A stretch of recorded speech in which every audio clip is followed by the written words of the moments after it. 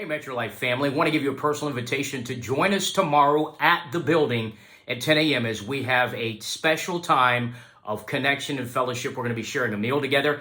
El Jefe Cafe, Ken and Lisa's brand new restaurant, is catering our meal. And so tomorrow's service is going to be completely different. We're building it around a time of information and connection, so that we can just spend some time together as a family. So if you're in the Tampa Bay area, I want to invite you, by all means, join us tomorrow at 10 a.m. at the building. For our virtual campus family, we are not streaming the service tomorrow because I'm not going to be teaching like we normally do, since we're taking tomorrow's service to build around a time of fellowship and spending some time together as a family around the table. But we will be back next Sunday morning with our regular live stream. I'll be bringing a message next week, worship, word, impartation, everything we normally do will be next Sunday. We'll be back to live streaming.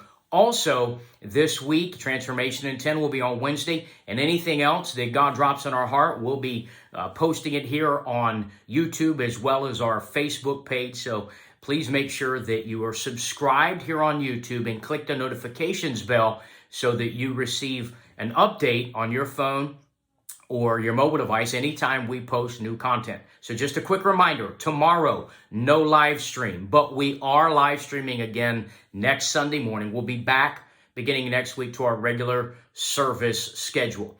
I do want to say to our virtual campus family that we thank you. I want to personally thank you on behalf of our local church for being connected, for being part of our online family. I want you to know that you're a difference maker. And I want you to know that your connection is a covenant thing. And I pray for you today.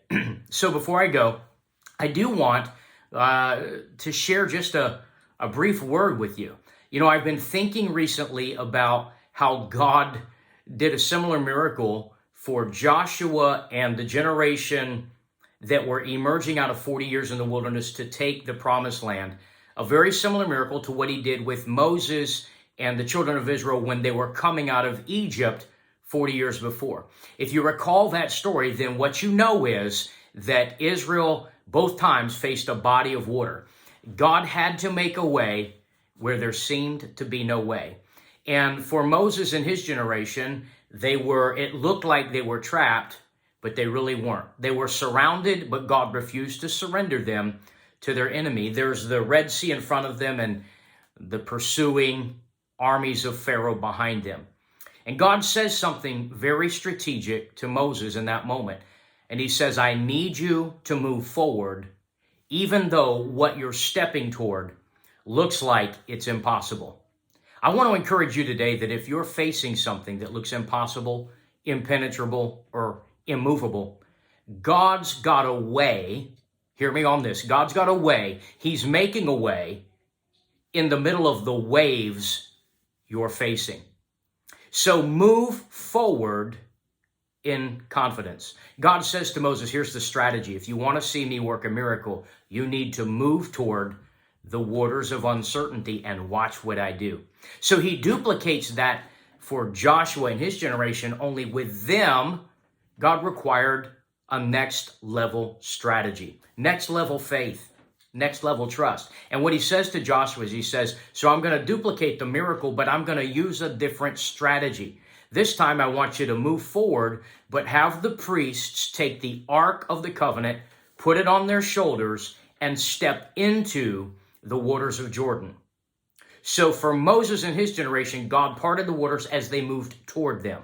Somebody right now needs to hear this, because God's challenging you in the middle of the uncertainty. Take a step and watch me move.